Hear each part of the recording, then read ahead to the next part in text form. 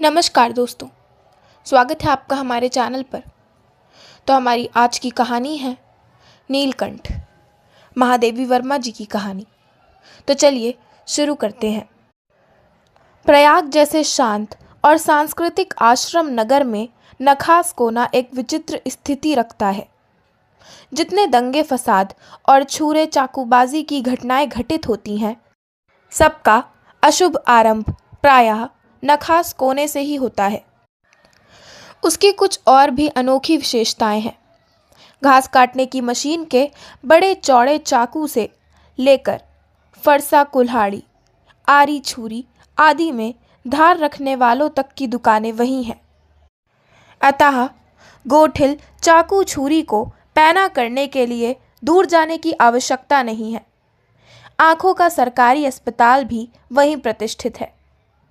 शत्रु मित्र की पहचान के लिए दृष्टि कमज़ोर हो तो वहाँ ठीक कराई जा सकती है, जिससे कोई भूल होने की संभावना न रहे। इसके अतिरिक्त एक और अस्पताल उसी कोने में गरिमापूर्ण ऐतिहासिक स्थिति रखता है। आहत मुमूर्ष व्यक्ति की दृष्टि से यह विशेष सुविधा है। यदि अस्पताल के अंतःकरणों में से स्थान ना मिले, यदि डॉक्टर, नर्स आदि का दर्शन दुर्लभ रहे, तो बरामदे, पोर्टिको आदि में विश्राम प्राप्त हो सकता है। और यदि वहाँ भी स्थान अभाव हो, तो अस्पताल के कंपाउंड में मरने का संतोष तो मिल ही सकता है। हमारे देश में अस्पताल साधारण जन को अंतिम यात्रा में संतोष देने के लिए ही तो है। किसी प्रकार घसीटकर, टांगकर उस सीमा रेखा में पहुंचा आने पर बीमार और उसके परिचारकों को एक अनिर्वचनीय आत्मिक सुख प्राप्त होता है।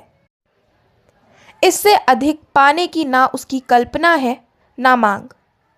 कम से कम इस व्यवस्था ने अंतिम समय मुख में गंगा जल, तुलसी, सोना डालने की समस्या तो सुलझा ही दी है। यहाँ मत्स्य क्रय विक्रय केंद्र भी है और तेल फुलेल को दुकान भी। मानो दुर्गंध सुगंध में समरसता स्थापित करने का अनुष्ठान है। पर नखास कोने के प्रति मेरे आकर्षण का कारण उपयुक्त विशेषताएं नहीं है। वस्तुतः वह स्थान मेरे खरगोश, कबूतर, मोर, चकोर आदि जीव जंतुओं का कारागार भी है। अस्पताल के सामने की पटरी पर कई छोटे छोटे घर और बरामदे हैं, जिनमें ये जीव जंतु तथा इनके कठिन हृदय जेलर दोनों निवास करते हैं। छोटे बड़े उनके पिंजड़े बरामदे में और बाहर रखे रहते हैं, जिनमें 2 खरगोशों के रहने के स्थान में 25 और 4 चिड़ियों के रहने के स्थान में 50 भरी रहती हैं। इन छोटे जीवों को हंसने रोने के लिए भिन्न ध्वनियाँ नहीं मिलती हैं। अतः इनका महाकलरव, महाक्रंदन भी हो तो आश्चर्य नहीं। इन जीवों को कष्ट निवारण का कोई उपाय न सूझ पाने पर भी मैं अपने आप को उस ओर जाने से नहीं रोक पाती। किसी पिंजड़े में पानी न देखकर उसमें पानी रखवा देती हूँ। दाने का अभाव हो तो दाना डलवा देती हूँ। कुछ चिड़ियों को खरीद कर उड़ा देती हूँ।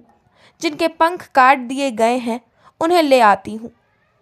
परंतु फिर जब उस ओर पहुँच जाती हूँ, सब कुछ पहले जैसा ही कष्ट कर मिलता है। उस दिन एक अतिथि को स्टेशन पहुंचाकर लौट रही थी कि चिड़ियों और खरगोशों की दुकान का ध्यान आ गया और मैंने ड्राइवर को उसी ओर चलने का आदेश दिया।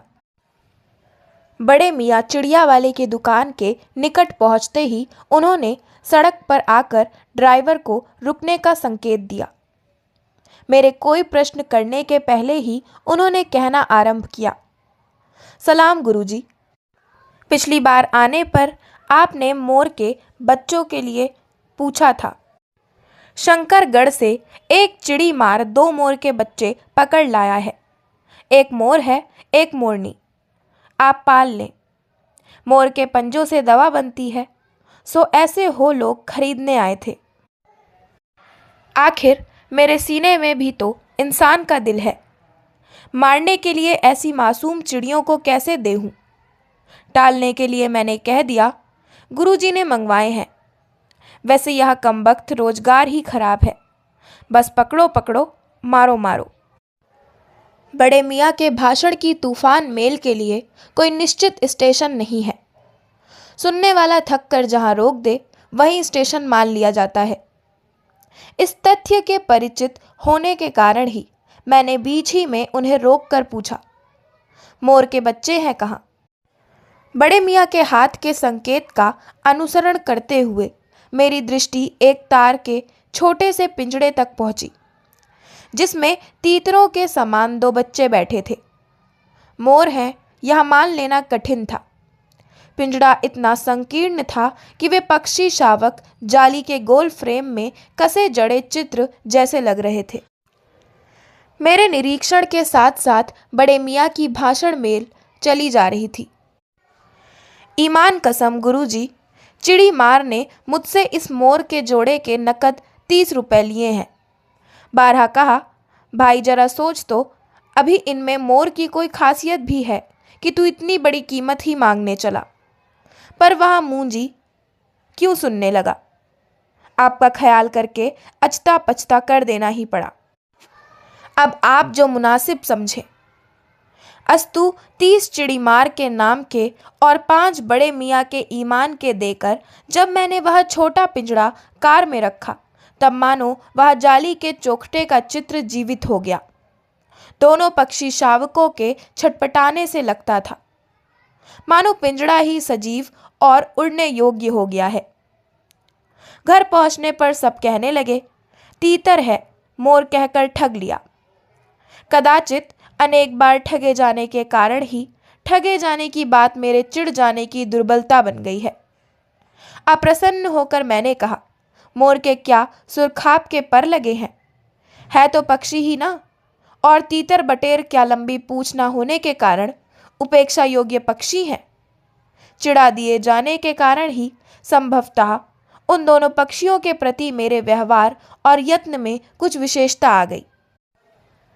पहले अपने पढ़ने लिखने के कमरे में उनका पिंजड़ा रखकर उसका दरवाज़ा खोला, फिर 2 कटोरों में सत्तू की छोटी छोटी गोलियां और पानी रखा। वे दोनों चूहेदानी जैसे पिंजड़े से निकलकर कमरे में मानो खो गए। कभी मेज के नीचे घुस गए, कभी अलमारी के पीछे। अंत में इस लुका छिपी से थक कर उन्होंने मेरी रद्दी कागज़ों की टोकरी को अपने नए बसेरे का गौरव प्रदान किया। 2-4 दिन वे इसी प्रकार दिन में इधर उधर गुप्तवास करते और रात में रद्दी की टोकरी में प्रकट होते थे। फिर आश्वस्त हो जाने पर कभी मेरी मेज पर, कभी कुर्सी पर और कभी मेरे सिर पर अचानक आविर्भूत होने लगे। खिड़कियों में तो जाली लगी थी, पर दरवाज़ा मुझे निरंतर बंद रखना पड़ता था। खुला रखने पर चित्रा, मेरी बिल्ली, इन नवागंतुकों का पता लगा सकती थी, और तब उसकी शोध का क्या परिणाम होता यह अनुमान करना कठिन नहीं है। वैसे वह चूहों पर भी आक्रमण नहीं करती, परंतु यहाँ तो सर्वथा अपरिचित पक्षियों की अनधिकार चेष्टा का प्रश्न था। उसके लिए दरवाज़ा बंद रहे और ये दोनों उसकी दृष्टि में ऐरे गैरे मेरी मेज को अपना सिंहासन बना ले। यह स्थिति चित्रा जैसी अभिमानिनी मार्जारी के लिए असहाय ही की जाएगी। जब मेरे कमरे का कायाकल्प चिड़िया खाने के रूप में होने लगा, तब मैंने बड़ी कठिनाई से दोनों चिड़ियों को पकड़कर जाली के बड़े घर में पहुंचाया, जो मेरे जीव जंतुओं का सामान्य निवास है। दोनों नवागंतुकों ने पहले से रहने वालों में वैसा ही कुतूहल जगाया जैसा नववधू के आगमन पर परिवार में स्वाभाविक है। लक्का कबूतर नाचना छोड़कर दौड़ पड़े और उनके चारों ओर घूम घूम कर गुटुरगू की रागिनी अलापने लगे। बड़े खरगोश सभ्य सभासदों के समान क्रम से बैठकर गंभीर भाव से उनका निरीक्षण करने लगे। ऊन की गेंद जैसे छोटे खरगोश उनके चारों ओर उछल कूद मचाने लगे। तोते मानो भली भांति देखने के लिए एक आंख बंद करके उनका परीक्षण करने लगे। ताम्रचूड़ झूले से उतरकर और दोनों पंखों को फैलाकर शोर करने लगा। उस दिन मेरे चिड़ियाघर में मानो भूचाल आ गया।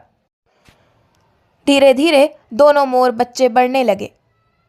उनका कायाकल्प वैसा ही क्रमशः और रंगमय था जैसा इल्ली से तितली का बनना। मोर के सिर की कलगी और सघन ऊंची तथा चमकीली हो गई, चोंच अधिक बंकिम और पैनी हो गई, गोल आंखों में इंद्रनील की नीलाभ धुती झलकने लगी। लंबी लील हरित ग्रीवा की हर भंगिमा में धूप छाही तरंगे उठने गिरने लगी। दक्षिण वाम दोनों पंखों में स्लेटी और सफेद आलेखन स्पष्ट होने लगा। पूंछ लंबी हुई और उसके पंखों पर चंद्रिकाओं के इंद्रधनुषी रंग उद्दीप्त हो उठे। रंग रहित पैरों को गर्वीली गति ने एक नई गरिमा से रंजित कर दिया। उसका गर्दन ऊंची कर देखना, विशेष भंगिमा के साथ उसे नीचा कर दाना चुगना, पानी पीना, टेढ़ी कर शब्द सुनना आदि क्रियाओं में जो सुकुमारता और सौंदर्य था, उसका अनुभव देखकर ही किया जा सकता है, गति का चित्र नहीं आंका जा सकता। मोरनी का विकास मोर के समान चमत्कारिक तो नहीं हुआ, परंतु अपनी लंबी धूप छाही गर्दन, हवा में चंचल कलगी, पंखों की श्याम श्वेत पत्रलेखा, मंथर गति आदि से वह भी मोर की उपयुक्त सहचारिणी होने का प्रमाण देने लगी। नीलाभ ग्रीवा के कारण मोर का नाम रखा गया नीलकंठ और उसकी छाया के समान रहने के कारण मोरनी का नामकरण हुआ राधा। मुझे स्वयं ज्ञान नहीं कि कब नीलकंठ ने अपने आप को चिड़ियाघर के निवासी जीव जंतुओं का सेनापति और संरक्षक नियुक्त कर लिया। सवेरे ही वह सब खरगोश, कबूतर आदि की सेना एकत्र कर उस ओर ले जाता जहां दाना दिया जाता है और घूम घूम कर मानो सबकी रखवाली करता रहता। किसी ने कुछ गड़बड़ की और वह अपने तीखे चंचू प्रहार से उसे दंड देने दौड़ा। खरगोश के छोटे और शरीर बच्चों को वह चोंच से उनके कान पकड़कर उठा लेता था और जब तक वे आर्त क्रंदन ना करने लगते उन्हें अधर में लटकाए रखता। कभी कभी उसकी पैनी चोंच से खरगोश के बच्चों का कर्णवेध संस्कार हो जाता था, पर वे फिर कभी उसे क्रोधित होने का अवसर ना देते थे। उसके दंड विधान के समान ही उन जीव जंतुओं के प्रति उसका प्रेम भी असाधारण था। प्रायः वह मिट्टी में पंख फैलाकर बैठ जाता और वे सब उसकी लंबी पूंछ और सघन पंखों में छुआछुओल सा खेलते रहते थे। एक दिन उसके अपत्य स्नेह का हमें ऐसा प्रमाण मिला कि हम विस्मित हो गए। कभी कभी खरगोश, कबूतर आदि सांप के लिए आकर्षण बन जाते हैं और यदि जाली के घर में पानी निकलने के लिए बनी नालियों में से कोई खुली रह जाए तो उसका भीतर प्रवेश पा लेना सहज हो जाता है। ऐसी ही किसी स्थिति में एक सांप जाली के भीतर पहुंच गया। सब जीव जंतु भागकर इधर उधर छिप गए। केवल एक शिशु खरगोश सांप की पकड़ में आ गया। निगलने के प्रयास में सांप ने उसका आधा पिछला शरीर तो मुंह में दबा रखा था। शेष आधा जो बाहर था उससे चींची का स्वर भी इतना तीव्र नहीं निकल सकता था कि किसी को स्पष्ट सुनाई दे सके। नीलकंठ दूर ऊपर झूले में सो रहा था। उसी के चौकन्ने कानों ने उस मंद स्वर की व्यथा पहचानी और वह पूंछ पंख समेटकर सर्र से एक झपटे में नीचे आ गया। संभवतः अपनी सहज चेतना से ही उसने समझ लिया होगा कि सांप के फन पर चोंच मारने से खरगोश भी घायल हो सकता है।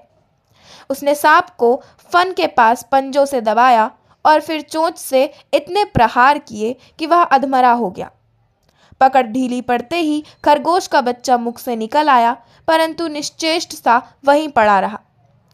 राधा ने सहायता देने की आवश्यकता नहीं समझी, परंतु अपनी मंद केका से किसी असामान्य घटना की सूचना सब ओर प्रसारित कर दी।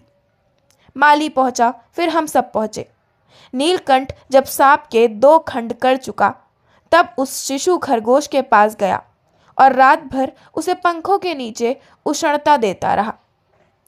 कार्तिकेय ने अपने युद्ध वाहन के लिए मयूर को क्यों चुना होगा, या उस पक्षी का रूप और स्वभाव देखकर समझ में आ जाता है। मयूर कला प्रिय वीर पक्षी है, हिंसक मात्र नहीं। इसी से उसे बाज, चील आदि की श्रेणी में नहीं रखा जा सकता। जिनका जीवन ही क्रूर कर्म है।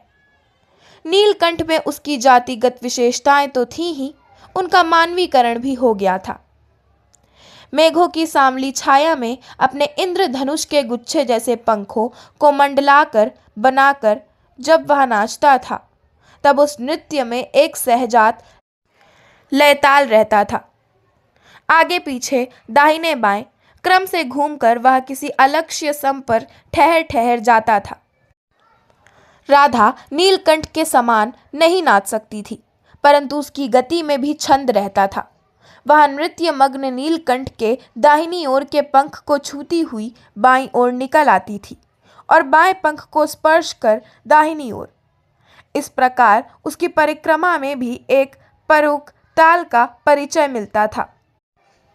नीलकंठ ने कैसे समझ लिया कि उसका नृत्य मुझे बहुत भाता है, यह तो नहीं बताया जा सकता, परंतु अचानक एक दिन वह मेरे जाली घर के पास पहुंचते ही अपने झूले से उतरकर नीचे आ गया और पंखों का सतरंगी मंडलाकार छाता तान कर नृत्य की भंगिमा में खड़ा हो गया।